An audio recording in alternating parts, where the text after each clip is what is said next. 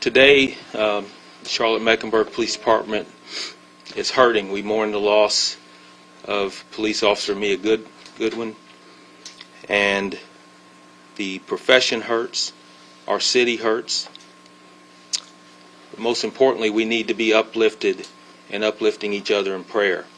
I'm going to try to get through and tell you the incidents that occurred starting last night at approximately 10:30 p.m. on Interstate I-85 at W.T. Harris, the exit at W.T. Harris overpass in the University City Division. Officers were dispatched along with State Highway Patrol to investigate a collision that had occurred with a tractor-trailer truck. Officers on the scene for quite some time. Officers that reported in for third shift were then sent to relieve officers who had already been on that scene. One of those being Officer Mia Goodwin. At about 3:40 a.m. this morning, two tractor trailers who were traveling on I-85 collided with each other. That collision then caused their vehicles to run into the officers who were working on the scene. The crash that happened, we had an officer that had been hit while she was in her vehicle, called it in, and began assessing the injuries in the officers that were hurt out on the scene, including herself. Officer Shannon Foster, Officer Sean Husk, and Officer Jackson Buffington were all on the scene and injured and transported to the hospital. Officer Goodwin was pronounced deceased on the scene. This investigation is continuing. Still too early to give you any details as far as speed. Too early to tell you any details as far as any citations or charges that will be pending. But at this time, like I mentioned, we are asking for your prayers, not just for this Goodwin family, but for all the CMPD family and for our great city. Officer Goodwin was hired on October 26th of 2015. She was a loving mother to her 3 kids, a 3-year-old, a 1-year-old, and a 4-month-old. Officer Goodwin had just returned from maternity leave just a few days prior to this incident. She's also survived by her loving husband, Brenton, who is a firefighter with the Charlotte Fire Department. Again, we ask for you to lift us up in prayer. Pray for the family, pray for the officers that were injured. By the grace of God, they were each released from the hospital today. And we will continue to move forward as a police department, as an agency, as a profession, and as a city. So I will be happy to answer any questions anyone might have. Officer Goodwin, we know that all officers are so involved in their communities. Can you tell us more about the type of involvement that she had here in Charlotte, where people may have seen her before? Well, what I can tell you is Officer Goodwin was good friends with a lot of people, former and current officers, and I know that she had reached out and had actually asked for guidance on how she can. She'd been on about 5 or 6 years, and she's already looking at guidance on how she can do more and how she can advance more within the Charlotte-Mecklenburg Police Department. Being in the University City Division, it's a very busy division that keeps her moving quite a bit, and I do know that she had aspirations to do more, and that's what we want out of all of our young officers. Chief, can you talk a little bit about Officer Goodwin and her role as a mom? She serves the community, but she's also... I think I can speak for Officer Goodwin and any parent who's in this profession to have to juggle this profession. She's a third shift officer. Imagine trying to be a mother to 3 kids, a husband who is a firefighter whose jobs and hours are just as demanding. and to have to be the best mom that she can and the best husband that she can. This profession is one that's not for everyone. But I do know that she knew it was for her, and I know that she wanted to continue and make this a career and not just a job. I have to give praise to any officers, any of our people, any employee that endures the challenges that we have to endure every single day. We put on this uniform, and we know that there's no guarantees that we're coming home to our families. And that is the most difficult part. Chief, can you tell us a a little bit about some of the processions that might be planned for later on today, anything to honor Officer Goodwin? And can you also tell us a little bit about any processions that may have taken place earlier in the morning hours? Yes, well, I can tell you there was a procession that from the scene of the accident and that led to there was a procession that we had earlier that took Officer Goodwin to the medical examiner's office.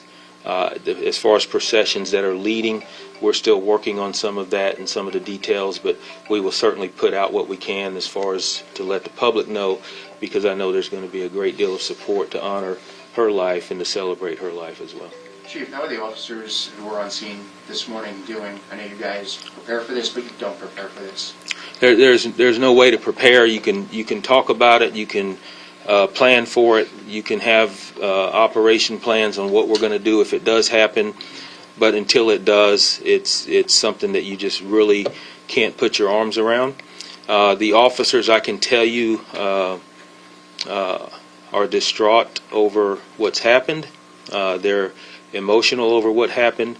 But what I also can tell you is that I thank God that the officers that did survive are alive today. If you see the aftermath of the collision and what happened, we are fortunate that we're not talking about more officers that succumbed to injuries, but I was able to speak with each of them this morning, and they're doing as well as can be expected.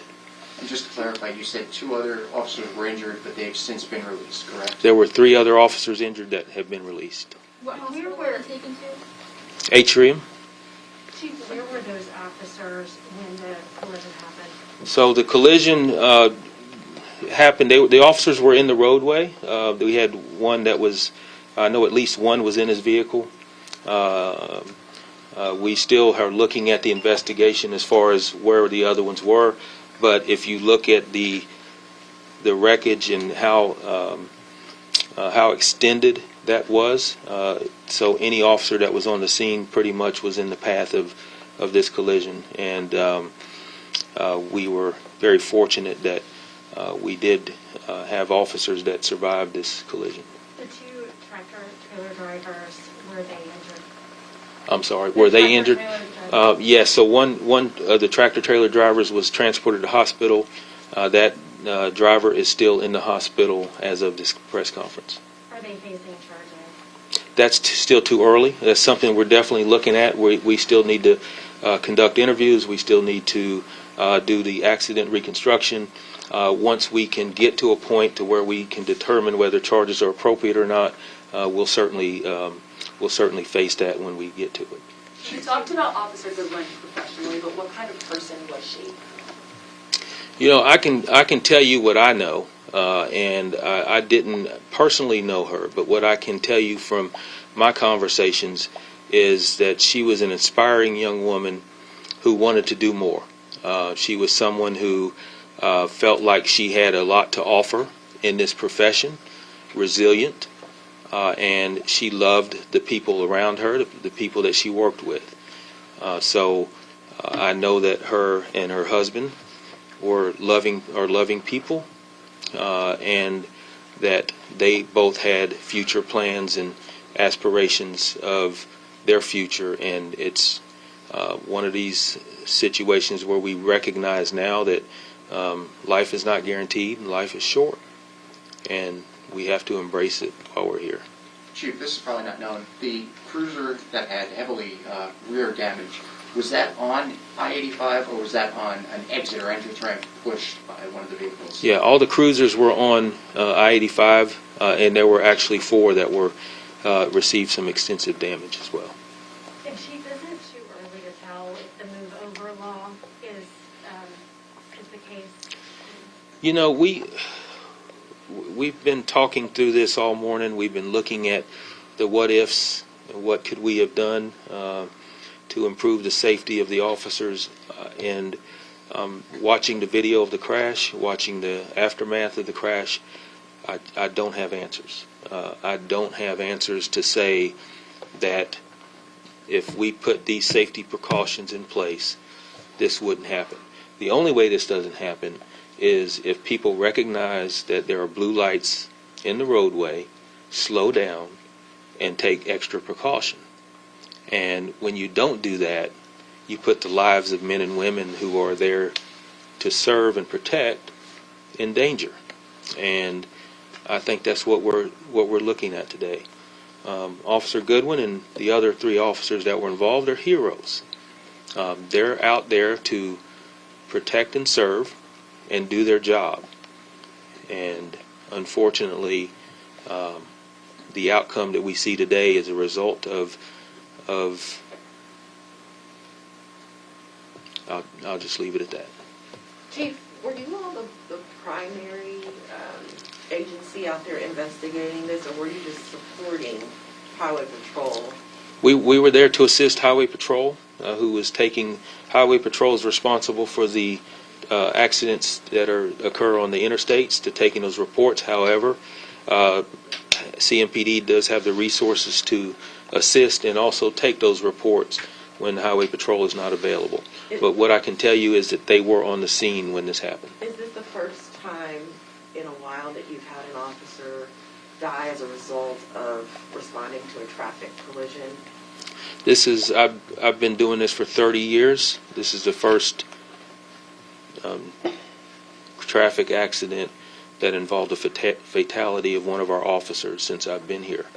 I believe, and I'm not definite on this, but as we look back, we believe the last time this has happened has been in 1980s, somewhere in the 80s. Who's the lead investigation agency on this now? CMPD, our major crash unit, will be the lead investigating agency.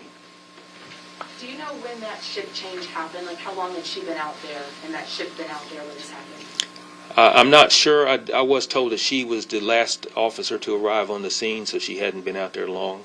But the officers had been out. We'd been on that location since 10:30 the night before. I'll take one more question. How will CMPD support Officer Goodwin's family with finances or emotional mental? No, the answer to that is just yes, in every way possible. And it's not just CMPD, it's the city of Charlotte, it's the community, and it's the state of North Carolina. It's the profession as a whole. I can't tell you how many phone calls and text messages and emails of letters of support that I've received. Spoke with the governor this morning and was able to have a conversation with him as well. So I'll tell you, when we are facing difficult times, I see a lot of people step up, and I'm seeing that this morning. So thank you all for being here.